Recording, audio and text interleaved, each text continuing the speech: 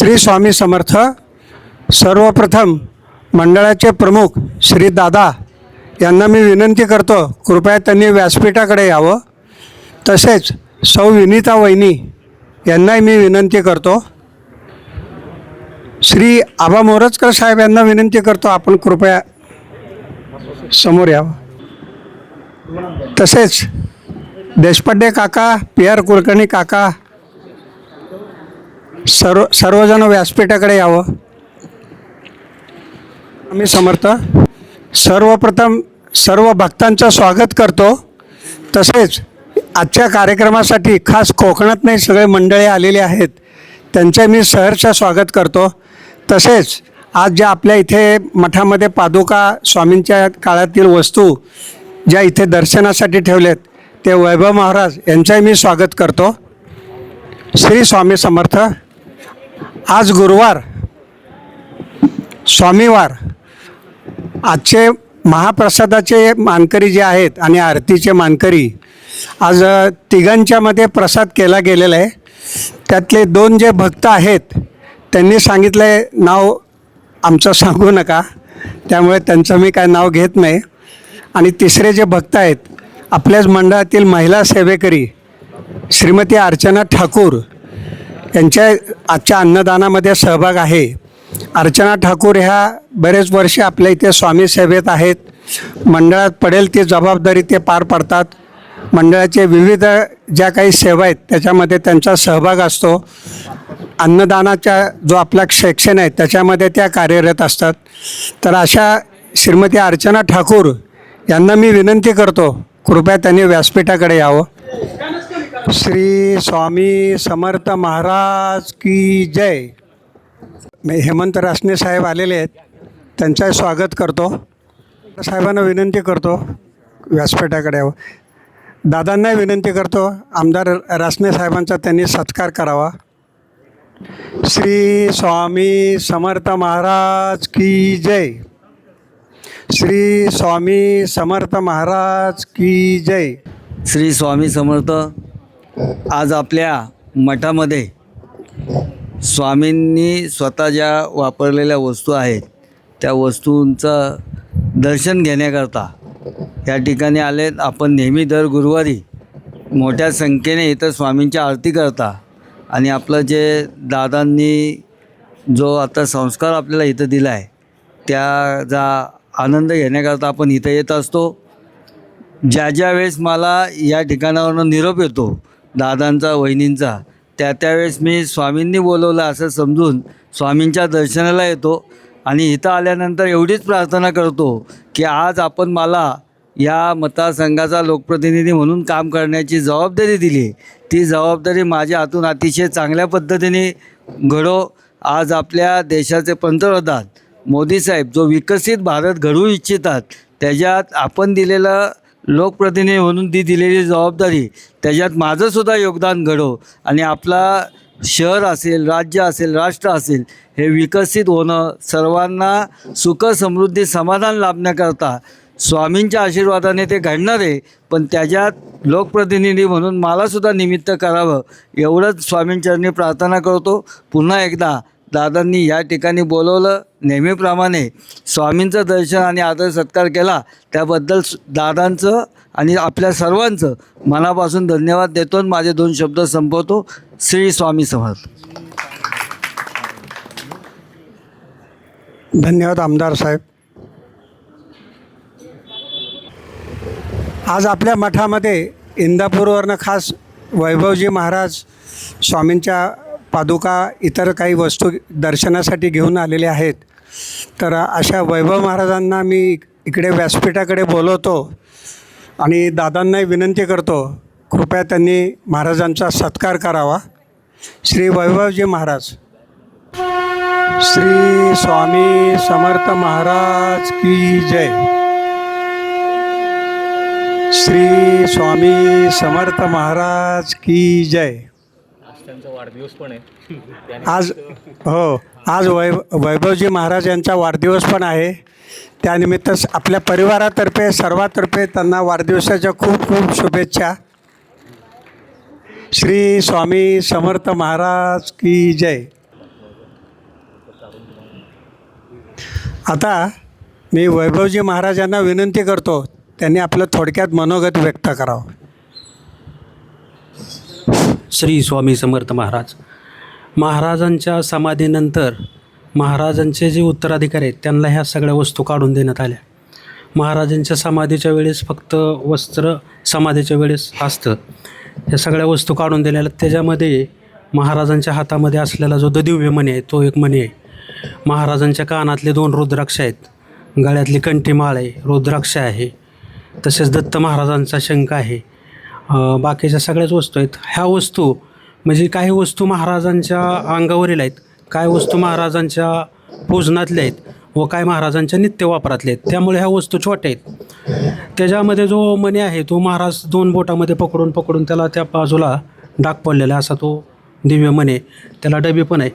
ह्या वस्तू पिढ्यानपिढ्या आमच्या घरामध्ये मठामध्ये पूजन करून मी आपलं ठेवून देसो.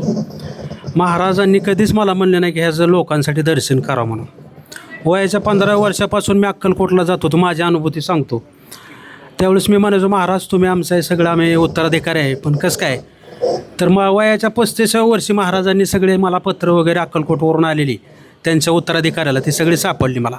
हे स्वामींची अनुभूती माझ्यासाठी आहे. म्हणजे 15व्या वर्षामध्ये मी संकल्प केलेला महाराजांनी माझा 35व्या वर्षी पूर्ण केला. महाराज ही देतात 100%. महाराजांच्या सेवेमध्ये जर श्रद्धा ठेवली निश्चिम, वेळ किती जाईल ते त्यांच्या हातात आहे, ते देणारे ते आहेत, मागणारे जरी आपण असले तरी महाराजांच्या निश्चित सेवेमध्ये कधीच इतके दिवस मी सेवा केली मला कधी काय मिळेल हे कधीच अशी अपेक्षा ठेवायची नाही. स्वामी देत असतात. मी 15व्या वर्षी मागितलं, मला 35व्या वर्षी दिलं. आणि ह्या वस्तू माझ्या पूजनामध्ये तशाच होत्या. तर आता ह्या गुरुपौर्णिमेला मला महाराजांनी अनुग्रह केला गुरुपौर्णिमेच्या अगोदर, की म्हणले हे काय तुमच्या पर्सनल घरामध्ये तुम्ही जरी उत्तराधिकारी जरी असला तर हे काय तुमच्या वैयक्तिक वापरायच्या वस्तू नाहीत. माझा अवतार हा लोककल्याण करायसाठी झालेला आहे, तर ह्याचं दर्शन लोकांना झालं पाहिजे. आणि मग त्या डब्यातल्या वस्तू सगळ्या त्या पेटीमध्ये केल्या तयार. तर गुरुपौर्णिमे दिवशी ह्याचं दर्शन झालं इंदापूरमध्ये. तर 10,000 माणसं जे या दर्शनाला यायची ती 20,000 माणसं दर्शनाला आली. आणि 10,000चा प्रसाद केला होता त्यांनी. ते म्हणले अहो महाराज 10,000 माणसं येतील. म्हणलं 10,000 येतील का काय तर तुम्हाला कळेल कसं काय ती. आणि मग 10,000 माणसाचा स्वयंपाक केला आणि माणसं आली 20,000. 5,000चा पुन्हा वाढवला, 5,000चा पुन्हा वाढवला, पण कमी नाही पडला. अशा वस्तूचा महिमा आहे. तर ह्या वस्तूंचं दर्शन स्वामींनी म्हणजे जे गुप्त स्वरूपामध्ये बऱ्याच दत्त ठिकाणी जसं त्या पद्धतीने या गुप्त स्वरूपात होत्या, ह्या आता ह्या जो लोकांच्या दर्शनासाठी म्हणजे एक चैतन्यरूपी ऊर्जा ह्या वस्तूंच्या दर्शनातनं स्वामी भक्तांमध्ये निर्माण होईल अशी मी अपेक्षा करतो. आणि 2 शब्द मी माझे संपवतो. आणि आपण या ठिकाणी आम्हाला बोलवलं आणि या दर्शनाचा सगळ्या स्वामी भक्तांना या ठिकाणी यांनी लाभ करून दिला, याबद्दल आम्ही देशपांडे साहेब यांचं आणि सर्व ट्रस्टीचं आम्ही मनापासून आभार व्यक्त करतो. आणि स्वामी महाराजांचा अखंड कृपा आशीर्वाद आपल्या सर्वांच्या पाठीशी अखंड राहू ही स्वामीचरणी प्रार्थना करतो. श्री स्वामी समर्थ महाराज की जय हो. आता राणेचेवाडी येथील स्वामी सेवेकरी श्री भरतजी चव्हाण हे स्वामींच्यावर अभंग, वादनकला, गायनकला दोन्ही सादर करत आहेत. श्री भरत चव्हाण.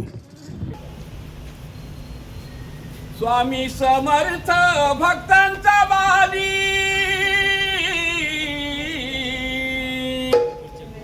स्वामी समर्थ भक्तांचा वाली, पडता संकट धावू नये, पडता संकट यावे धावून, स्वामी कृपा करावो भक्तावरी, आलो तुम्हा मी शरण.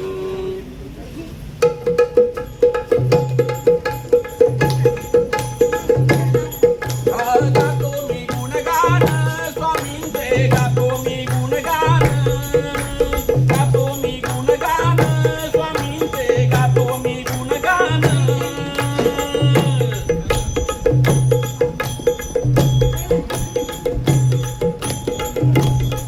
आलो आम्ही तुझ्या दर्शनाला, जरी डोंगर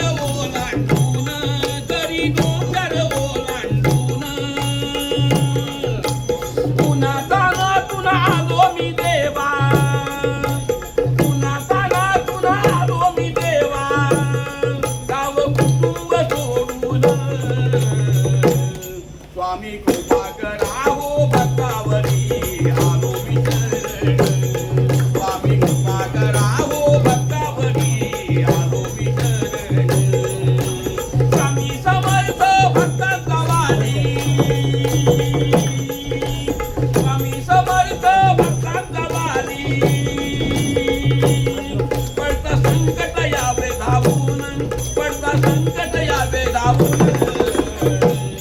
स्वामी कृपा करा हो भक्तावरी आलो विठ्ठल. स्वामी कृपा करा हो भक्तावरी आलो विठ्ठल. गातो मी गुणगान स्वामींचे, गातो मी गुणगान.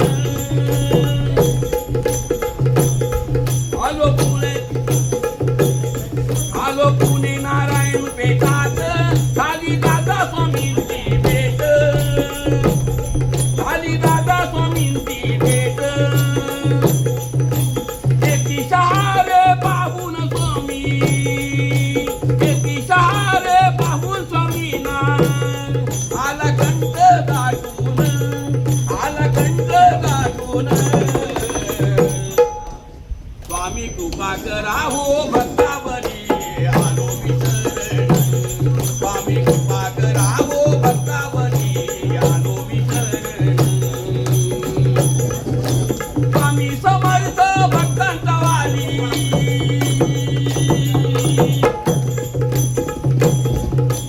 स्वामी समर्थ भक्तांचा वाली. पडता संकट यावे धावून, पडता संकट यावे धावून. स्वामी कृपा करा हो भक्तावरी आलो विठ्ठल. स्वामी कृपा करा हो भक्तावरी आलो विठ्ठल.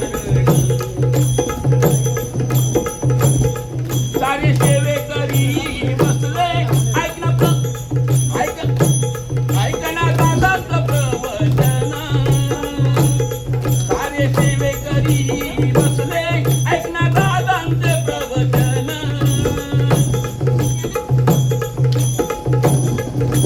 लक्ष्मीनारायणाची जोडी शोभे, लक्ष्मीनारायणाची जोडी शोभे. करतो दादा वहिनीना प्रणाम, करतो दादा वहिनीना प्रणाम.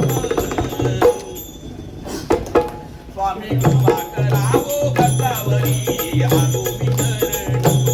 स्वामी कृपा करा हो भक्तावरी आलो विठ्ठल. आलो विठ्ठल स्वामीना, आलो विठ्ठल, आलो विठ्ठल स्वामीना, आलो विठ्ठल. स्वामी कृपा करा हो भक्तावरी आलो विठ्ठल.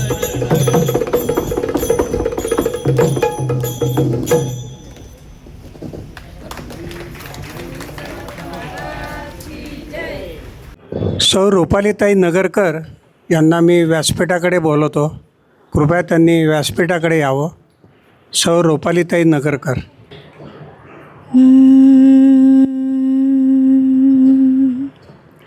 स्वामी हृदयी साठवावा, स्वामी भजनी नित्य गावा. स्वामी हृदयी साठवावा, स्वामी भजनी नित्य गावा. स्वामी नयनी तो पाहावा, स्वामी नयनी तो पाहावा. स्वामी ओठी तो आळवावा, स्वामी ओठी तो आळवावा. स्वामी हृदयी साठवावा, स्वामी भजनी नित्य गावा. स्वामी नाही मंदिरात, स्वामी नाही मंदिरात. स्वामी आहे हृदयात, स्वामी आहे हृदयात.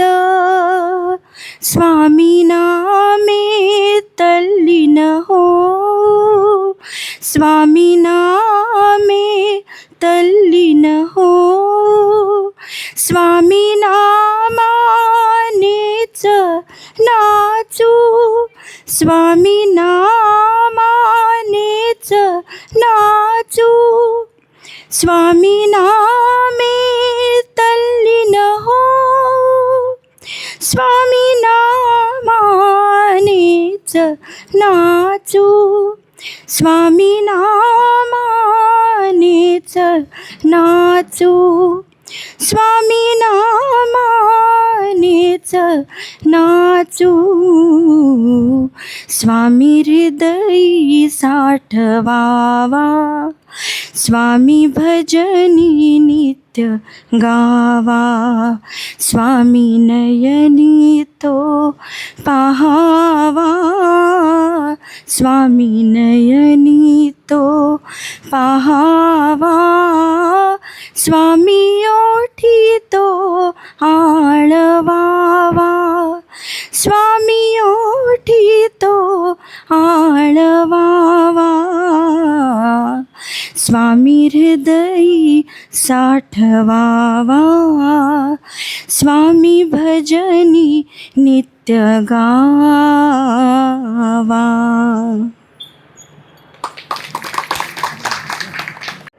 श्री स्वामी समर्थ. आता आपले मंडळाचे प्रमुख श्री दादा यांना मी विनंती करतो, कृपया त्यांनी प्रबोधनाला सुरुवात करावी. स्वामी समर्थ. आपण सामुदायिक जप पहिला घेऊ. इच्छित दाता सकल कार्य सिद्ध करता सकल दुःख हरता श्री स्वामी समर्थ नमो नमः स्वाहा. इच्छित दाता सकल कार्य सिद्ध करता सकल दुःख हरता श्री स्वामी समर्थ नमो नमः स्वाहा. इच्छित दाता सकल कार्य सिद्ध करता सकल दुःख हरता श्री स्वामी समर्थ नमो नमः स्वाहा. इच्छित दाता सकल कार्य सिद्ध करता सकल दुःख हरता श्री स्वामी समर्थ नमो नमः स्वाहा. इच्छित दाता सकल कार्य सिद्ध करता सकल दुःख हरता श्री स्वामी समर्थ नमो नमः स्वाहा. इच्छित दाता सकल कार्य सिद्ध करता सकल दुःख हरता श्री स्वामी समर्थ नमो नमः स्वाहा. इच्छित दाता सकल कार्य सिद्ध करता सकल दुःख हरता श्री स्वामी समर्थ नमो नमः स्वाहा. इच्छित दाता सकल कार्य सिद्ध करता सकल दुःख हरता श्री स्वामी समर्थ नमो नमः स्वाहा. इच्छित दाता सकल कार्य सिद्ध करता सकल दुःख हरता श्री स्वामी समर्थ नमो नमः स्वाहा. इच्छित दाता सकल कार्य सिद्ध करता सकल दुःख हरता श्री स्वामी समर्थ नमो नमः स्वाहा. इच्छित दाता सकल कार्य सिद्ध करता सकल दुःख हरता श्री स्वामी समर्थ नमो नमः स्वाहा. इच्छित दाता सकल कार्य सिद्ध करता सकल दुःख हरता श्री स्वामी समर्थ नमो नमः स्वाहा. इच्छित दाता सकल कार्य सिद्ध करता सकल दुःख हरता श्री स्वामी समर्थ नमो नमः स्वाहा. इच्छित दाता सकल कार्य सिद्ध करता सकल दुःख हरता श्री स्वामी समर्थ नमो नमः स्वाहा. इच्छित दाता सकल कार्य सिद्ध करता सकल दुःख हरता श्री स्वामी समर्थ नमो नमः स्वाहा. श्री स्वामी समर्थ. सोने पे सुहागा म्हणतात ना, किंवा दुधात साखर, तसं ह्या वर्षी अधिक महिना आणि त्यात प्रत्यक्ष स्वामी समर्थ महाराजांनी वापरलेल्या वस्तूंचं दर्शन. अधिक महिन्यातला गुरुवार द्वादशी, अधिक महिन्यातला प्रत्येक वार हा शुभवार आहे आणि शुभवारी आपल्याला ह्या शुभ वस्तूंचं दर्शन होतं. आपल्या मठामध्ये ह्या वस्तू घेऊन महाराज येतात आणि हा योग जे घडवून आणतात ते महाराज तिथे बसलेले आहेतच, पण ज्यांच्यामुळं आज हा योग घडून आला. मागच्या गुरुवारी इथे एक स्वामी भक्त आला, ते गायकवाड म्हणून, तर मी त्यांना पुढे इथे आमंत्रित करतो. आपली स्वामींचा प्रसाद म्हणून त्यांनी हा सत्कार इथे स्वीकारावा.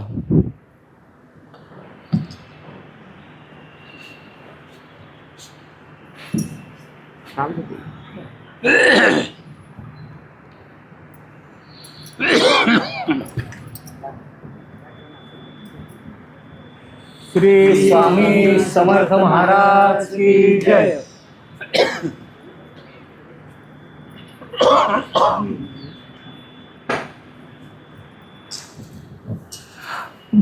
बोला फुलाला गाठ पडती जसं झालं. मागच्या गुरुवारी गायकवाड साहेब इथे आले होते. आरतीला थोडा वेळ होता. त्यांनी मला एक माहितीपत्रक दाखवलं. त्या माहितीपत्रकामध्ये आता महाराज जे बसलेले आहेत इथे, वैभव महाराज त्यांचा फोटो होता. त्यांच्याबरोबर त्यांच्या ज्या स्वामींच्या ज्या वापरलेल्या वस्तू आहेत त्यांचा एक फोटो होता. आणि त्या वस्तू मागच्या आठवड्यात धायरी इथे येऊन गेल्या असं त्यांनी सांगितलं. महाराज स्वतः तिथे येऊन गेले धायरीला. आणि त्याच्याबरोबर एक फोन नंबर होता. तर सहज फोन करू म्हणून आपण त्यांना फोन लावला. तर वैभव महाराजांनी स्वतः फोन घेतला. त्यांना सांगितलं मी पुण्यातनं बोलतो आहे, आपलं स्वामींचं मंदिर इथे आहे नारायणपेठेमध्ये, आणि आपण धायरीला येऊन गेलात तर ह्या आपल्या मंदिरात तुम्ही आलात तर बरं होईल अशी त्यांना विनंती केली. तर त्यांनी सांगितलं आम्ही जून महिन्यामध्ये आमचा पुढचा कार्यक्रम आहे, जून महिन्यामध्ये आम्ही येऊ. तर एक परत थोडंसं असं सांगितलं की आपला 28 तारखेचा गुरुवार जो आहे, म्हणजे आजचा गुरुवार जो आहे, आपलं कोकण विभागातलं पहिलं केंद्र राण्याचीवाडी, तर तिथले स्वामी भक्त सगळे इथे येणार आहेत आणि सगळ्या स्वामी भक्तांच्या तर्फे इथं आरती होणार आहे. तर जर का तुम्ही आलात तर त्या लोकांना पण इथे दर्शन होईल, त्या स्वामी भक्तांना दर्शन होईल आणि त्याच्याबरोबर पुण्यातल्याही असंख्य लोकांना दर्शन लवकर होईल आणि अधिक महिन्यामध्ये होईल. तर ही विनंती ते म्हणले 2 दिवसांनी मी तुम्हाला कळवतो. आणि अक्षरशः दुसऱ्या दिवशीच त्यांचा फोन आला की आपण पक्कं करू, 28 तारखेला माझा वाढदिवस आहे, पण तो वाढदिवस आपण तुमच्या मठात साजरा करू.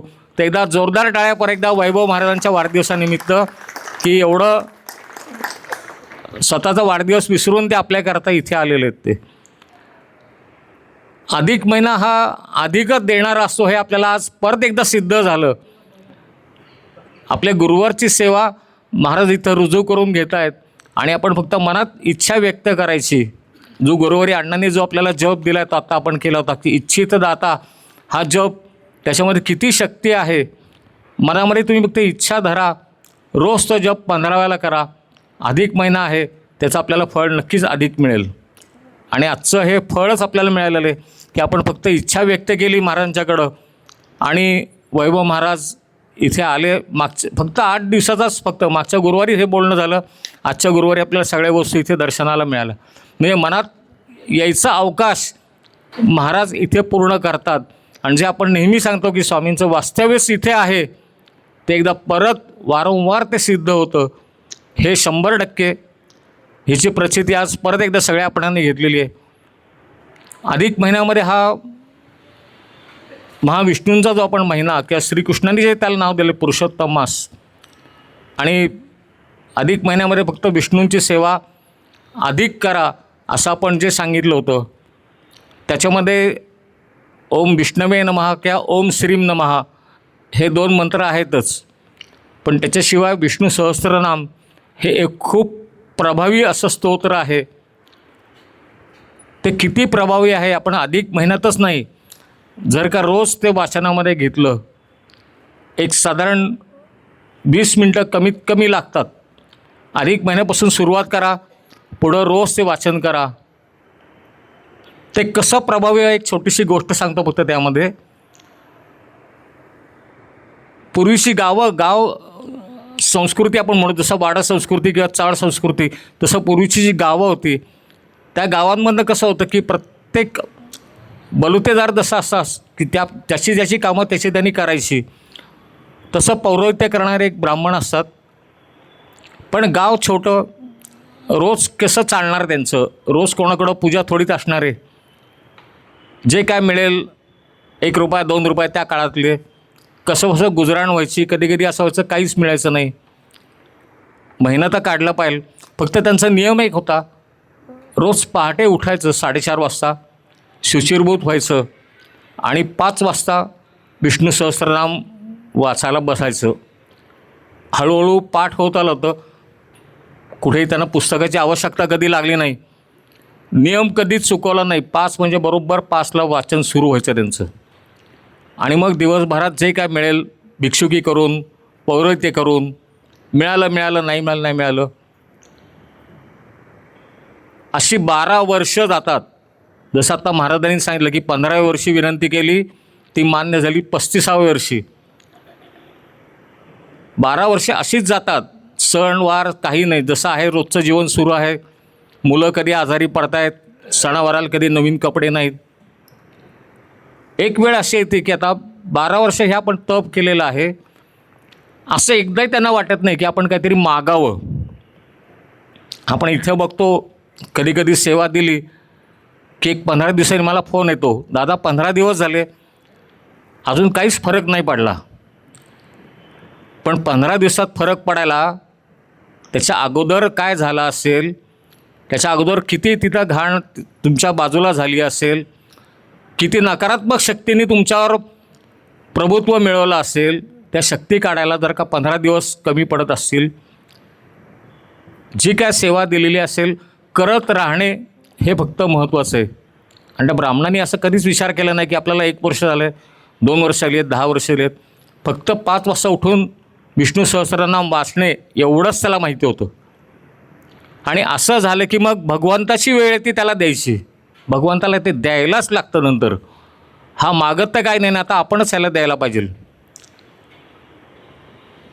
एक दिवस असा येतो की मुलगी घरात तापाने आजारी फणफणली आहे. बायको सांगते आज तरी काहीतरी करा, कुठूनही काहीही करून 4 पैसे मिळवा, त्या मुलीच्या पोटात 2 चमचे दूध तरी घालू म्हणते आज.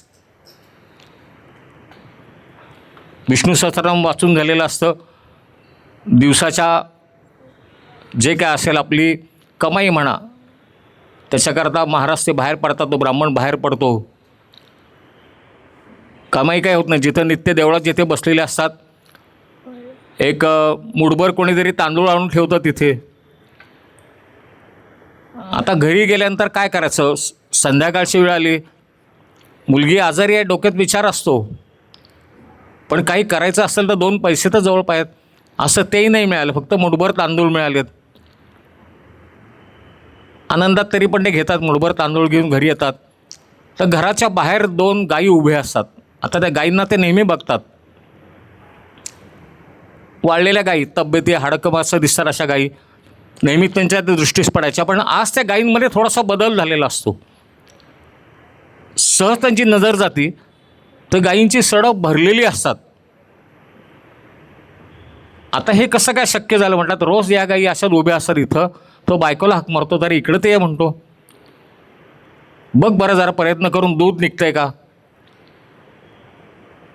ती बायको थोडंसं तांब्या म्हणा काय कधी बारकं घेऊन येते, कारण दूध निघणार नाही हे त्यांच्या मनामध्ये असतं. पण सहज हात लावून बघते तर अक्षरशः दूध निघतं, म्हणजे धारा व्हायला लागतात. तांब्या काय त्यांची ती घागर भरली जाते, एवढं दूध त्याच्यातनं निघतं. आता एवढं दूध निघालं आहे म्हणते, आता काहीतरी ह्याचं काहीतरी बनव. आता ती म्हणते ह्याचं बनवायचं म्हणजे काय बनवायचं, म्हणली घरात तर काहीच नाही आहे. त्याच्या लक्षात येतं, पुरसुंडी काढतो ती तांदूळाची, हे तांदूळ तर घाल म्हणतो दुधामध्ये, उकळत ठेव, काही करत ठेव म्हणतो. ते म्हणते तांदूळ घातले तरी साखर कुठं आहे, बाकी काय काय करायचं याचं. तो म्हणतो जे होईल ते कर, एवढे तांदूळ तर टाक म्हणतो. चुलीवर ते घागर म्हणजे पातेल्यामध्ये ते दूध ओतलं जातं, चूल पेटवली जाते, ते तांदूळ त्यात टाकले जातात, झाकण ठेवलं जातं आणि अर्ध्या तासाने त्या घरामध्ये असा एक घमघमाट सुटायला लागतो. एखादा गोड पदार्थ आपण जसा करतो तसा घमघमाट सुटायला लागतो. बायको सहज बघती, झाकण काढून बघितली तर आतमध्ये संपूर्ण सुकामेवा आणि केशर घातलेली खीर तयार असते, संपूर्ण पातेलं भरून खीर. हे तर काय आपण आणलेलं नाही म्हणतात. त्या ब्राह्मणालाही आश्चर्य वाटतं, हे कसं काय शक्य झालं.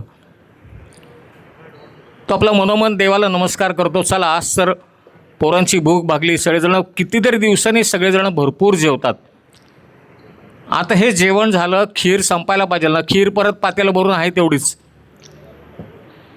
तर ब्राह्मण म्हणतो हे कसं काय झालं, एवढं सगळं आपण जेवलो सगळे तरी खीर आहे तेवढीच आहे, शेजारी पाजारी दे म्हणतो. शेजारच्यांना खीर वाटली जाते तरी परत पातेलं तेवढंच भरलेलं आहे. आणि मग ही बातमी वाऱ्यासारखी गावात पसरती की त्यांचं जे काय नाव असेल, समजा काशीनाथ पंत जे काय असेल, तर काशीनाथ पंतांच्या घरी पातेलं भरून खीर आहे आणि त्यातली खीर संपत नाही आहे. जो तो भांडं घेऊन घरातलं जे हाताला लागेल ते त्यांच्या घरापुढे रांग लागती खीर घ्यायला ती. आणि खीरची चव जर का अशी बघाल अप्रतिम चव, जणू काय आपण अमृत पितोय असं प्रत्येकाला तो वाटतं. पुढचे 2 दिवस खीर वाटत असतात तरी खीर संपत नाही. आणि हा म्हणतो मग ब्राह्मणाला जाणवत की हा काहीतरी चमत्कार होतो आहे आपल्याकडं. जी काय सेवा केली असेल, कुठंतरी देवाच्या चरणी रुजू होत असेल, ब्राह्मणाची प्रसिद्धी वाढायला लागते. आणि बघता बघता त्याच्या घरी गर्दी व्हायला लागते. बरं, आल्या गेल्याला कमीत कमी पाणी तरी द्यायला पाहिजे. ब्राह्मणाच्या त्या अंगणामध्ये आड असतो, पण जसं ब्राह्मणाची जी स्थिती तशी त्या पाण्याची स्थिती. बघता बघता त्या आडातलं पण पाणी संपायला लागतं.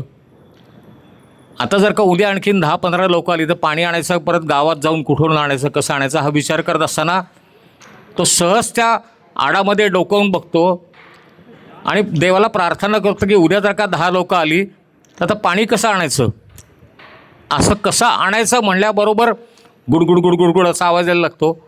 आणि त्या आडामध्ये कुठून येतं माहिती नाही, पण पूर्ण त्या वरपर्यंत पाणी भरतं एकदम. आणि मग तो बायकाला सांगतो पटकन हे घागरीने हे भरून घे सगळं. 4-5 घागरी जे त्यांच्या घरात असेल मोडकं तोडके भांडी सगळं आणून ते पाणी भरून ठेवतात. पाणी संपतं. सकाळच्याला लोक यायला लागतात दर्शनाला, परत त्या खीर मिळेल का विचारायला यायला लागतात. जी लोक येत असतात त्यांना कमीत कमी खीर नाही पण पाणी आहे म्हणून ते पाणी देतात. जो तो बघतो अरे पाणी खूप गोड आहे म्हणतो. हे आडाचं पाणी नाही, हे कुठलं पाणी, ह्याच्यामध्ये काहीतरी तुम्ही घातलं आहे का. तो म्हणतो काही नाही घातलेलं, आडाचंच पाणी आहे आणि काल सगळं काढून घेतलं तर पाणी संपलं आता आडातलं. तर लोक आडात बघायला आडाचं तरी दर्शन घेऊ म्हणून बघतात तर परत आड भरलेला आहे. तो ब्राह्मण म्हणतो काल सगळं आपण काढलं, खाली आपल्याला तळ दिसला, वाळू दिसली, हे कसं काय झालं शक्य. परत काहीतरी घडतं आहे म्हणतो. चमत्कार, हे चमत्कार कसे आहेत. हे सगळं घडत असताना परत विष्णू सहस्रनाम वाचन सुरूच आहे, त्याच्यामध्ये कुठलाही खंड नाही आहे त्याच्यात. आता आणखीन पुढची गोष्ट, विष्णू सहस्रनाम एकदा वाचन सुरू असताना त्याच्या घरामध्ये अचानक एक चंदनाचा असा सुगंध पसरतो हळूहळू. हा सुगंध कुठून आला सगळं ते बघत असतात, कुठून येतं कुठून नाही काही समजत नाही. आणि त्याला दृष्टांत म्हणतो ना, असा डोळे मिटून बसलेले असताना त्याला दृष्टांत होतो की आत्ताच्या आत्ता उठून आडापाशी जा. आडापाशी जाऊन बघ म्हणतात काय तिथं. आणि तो ब्राह्मण तसाच उठून आडापाशी जातो. तर आडातलं पाणी संपलेलं असतं, पण एक मोठंच्या मोठं गाठोडं तिथे उरलेलं असतं. त्या गाठोड्यामध्ये आडातनं खाली उतरून ते गाठोडं बाहेर आणतो, उघडून बघतो तर संपूर्ण त्या गाठोड्यात सुवर्णमुद्रा भरलेल्या असतात. त्याच्यात एवढ्या सुवर्णमुद्रा एखाद्या राजाकडेच फक्त असू शकतील. सुवर्णमुद्रा ओतून घेतो एका भांड्यात, परत त्या गाठोड्यात सुवर्णमुद्रा आल्या, परत ओतून घेतो, परत गाठोड्यात सुवर्णमुद्रा. असं हे किती वेळ चालायचं म्हणतो. आणि हे आपल्याला तर काय झेपणार नाही आहे म्हणतो. ही जी धनदौलत आहे तो शेवटी राजाकडं जातो, राजाला सांगतो हे असं आहे, हे सगळं तुम्ही घ्या म्हणतो. म्हणजे आपण विचार केला असता एवढं मिळतंय घ्या भरून, एवढं मिळतंय घ्या भरून, पण त्याच्या मनात तसं नाही आहे, देण्याची वृत्ती आहे. तर राजाला सगळं तो संपत्ती देतो. त्याला म्हणतो ही तुम्ही गोरगरिबांच्या करता वाटा, ह्याच्यातनं तुम्ही शाळा बांधा, पूल बांधा, रस्ते करा, काही करा, पण संपत्ती इथे आहे ह्याचा तुम्ही योग्य तो वापर करा. आता ही गोष्ट राजाला पण समजते, त्याचा अनादर करायला नको म्हणून तो ती संपत्ती पण सगळी घेतो. आणि त्याची जी इच्छा असते तसं त्याच्या मनात जे असतं, तुम्ही दवाखाने बांधा, रस्ते बांधा, त्याप्रमाणे तो खरोखरीच तो राजा पण तसे सगळे उपक्रम सुरू करतो.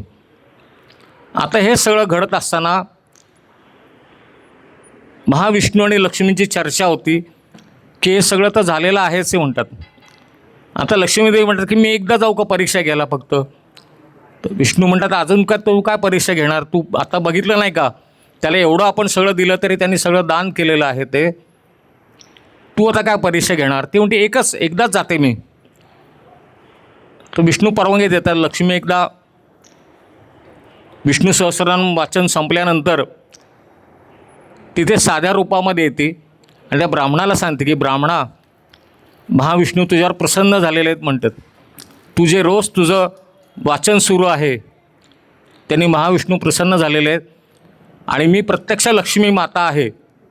तर ब्राह्मण म्हणतो लक्ष्मी माता आणि अशी साध्या वेशामध्ये आलेली कसं काय, म्हणजे त्याला थोडी मनात शंका येते. त्याच्या मनातली शंका ती देवी ओळखती आणि मग त्याला त्या खरोखरीच्याच लक्ष्मीच्या रूपात त्याला दर्शन देते. गुलाबी साडी नेसलेली आहे, हातामध्ये सगळी आयुधं आहेत, कमल पुष्प आहे, डोक्यावर सोनेरी मुकुट आहे, काळा केश संभार सगळा असा मोकळा सोडलेला आहे आणि प्रचंड तेज चेहऱ्यावरती आणि मागे संपूर्ण सोनेरी असं वर्तुळ, ज्याला आपण औरा म्हणतो असं ते. आणि मग ते दर्शन दिल्यानंतर ती म्हणते की आम्ही दोघंही तुझ्यावर प्रसन्न झालेलो आहेत, तुला आता जेवढी संपत्ती पाहिजे तेवढी तू आता मागून घे. आता ब्राह्मणाची वेळ असते, तो म्हणतो मी एवढंच मागतो की तू आलीस, तू तर आहेचेस, पण मी हरीचं जप केलेलं आहे, मी महाविष्णूंचा जप केलेला आहे, महाविष्णूंचं सहस्रनाम वाचलेलं आहे आणि मी ज्यांचं करतो तर त्यांच्याच चरणी श्रीचा वास आहे, म्हणजे तुझा वास त्यांच्याच चरणी आहे. मी ज्याचं केलं असेल त्याच्या पाठोपाठ तू येणारच आहेस. मी जर का विष्णूंचं केलं तर पाठोपाठ लक्ष्मी येतेच. म्हणून अधिक महिन्यात विष्णू सहस्रनाम वाचन करा, पाठोपाठ आपल्याला आर्थिक स्थैर्य येणारच त्याच्यामध्ये. जिथं विष्णूंचं कौतुक होतं, जिथं विष्णूंचा जप होतो तिथं आपोआप लक्ष्मी येतेच ती. आणि हे ऐकल्यानंतर खरोखरीच लक्ष्मी प्रसन्न झाली आणि मग ब्राह्मणांनी मागितलं की तुला जर का द्यायचंच असेल तर मला असं दे की माझ्या घरी कोणीही कधी आलं तरी तो उपाशी जाता कामा नये. माझ्याकडनं जेवढं दान धर्म करता येईल, जेवढी गोरगरिबांची सेवा करता येईल, ज्या कोणाचं मोफत औषधोपचार करता येतील त्याच्यासाठी माझं धन कधीच कमी पडता कामा नये. आणि हा आशीर्वाद महालक्ष्मीने दिला. ती म्हणते माझ्या परीक्षेमध्ये तू खरोखरीच उत्तीर्ण झाला, श्रीहरीचा तू खरंच भक्त आहेस आणि मी श्रीहरींचीच दासी आहे हे तू ओळखलंस, हे मला खूप आनंद झाला. माझं संपूर्ण आशीर्वाद तुमच्या पाठीशी आहे. तुमच्या घराण्यामध्ये कधीही कुठल्याही पिढीत कशाची आता कमतरता पडणार नाही. विष्णू सहस्रनाम ही सेवा अशी सुरू ठेव आणि ही सेवा आपल्याला अधिक महिन्यात करायची जर का संधी मिळाली तर ह्या सेवेचा आपण जरूर तो फायदा करून घ्यावा. आणि ह्या अधिक महिन्यात श्री विष्णूंची सेवा, आणि आता कलियुगामध्ये महाराजांनी म्हटलं की मी श्रीराम आहे, मी श्रीकृष्ण आहे आणि मीच विष्णू आहे. तर त्या पद्धतीने विष्णू सहस्रनाम एक वेळाला आणि एक माळ श्री स्वामी समर्थ हे जर का जमलं आणि त्याच्याबरोबरीने ओम विष्णवे नमः आणि ओम श्रीम नमः, श्रीवरती अनुस्वार आहे, असे सगळे जप जर का जमले, एक अर्धा तास फक्त त्याला लागतो. दिवसभरातला कोणताही वेळ आपण घ्यावा. अधिक महिना अजूनही 15 दिवस बाकी आहेत. त्या अधिक महिन्यात त्या सगळ्या सेवेची आपण संधी घ्यावी. आणि मग आपल्याला असं म्हणलं की आज जसं आपल्याला स्वामींच्या वस्तूंचं दर्शन मिळालं तसं अधिकाधिक काहीतरी आपल्याला ह्याचा लाभ होत जाईल या सेवेचा, हे मात्र नक्की. आजच्या गुरुवारी राण्याच्या वाडीतले भक्त इथे आलेत, शिवापूरचे भक्त इथे आलेले आहेत, खडकीचे भक्त आलेले आहेत, आणखीन दुरून दुरून धायरीमधून काही भक्त इथे आलेले आहेत. ह्या सगळ्या भक्तांचं परत एकदा स्वागत. आणि आपला पालखी सोहळा इथे सुरू होणार आहे. फक्त पालखी मार्गस्थोपर्यंत सगळ्या भक्तांनी जागेवर बसून घ्यावं. जे भक्त धायरीहून इथे आलेले आहेत ह्या खास कार्यक्रमाकरता, त्यांनी पालखी सोहळ्या मार्गस्थ झाल्यानंतर इथे आपल्या ह्या व्यासपीठाकडे येऊन इथे जमा व्हावं. आणि उरलेल्या ज्या भक्तांना पालखीवर जायचं असेल तर फक्त पालखी मार्गस्थ झाल्यानंतर जागेवर उठा, तोपर्यंत सगळे जागेवरच बसून राहतील. आपण स्वामींचा एकदा जय जयकार करू. आणि ज्या कोणाचं दर्शन राहिलं असेल त्यांनी पण कृपया रांगेमध्ये आपले सेवेकरी सांगतील तसंच फक्त पालखी मार्गस्थ झाल्यानंतर पुढचं दर्शन सुरू होईल याची नोंद घ्या. एकदा जोरात स्वामींचे जय जयकार करू आणि मग पुढच्या सोहळ्याला सुरुवात करू. जय जय श्री स्वामी समर्थ. जय जय श्री स्वामी समर्थ. जय जय श्री स्वामी समर्थ. श्री स्वामी समर्थ अण्णा महाराज की जय.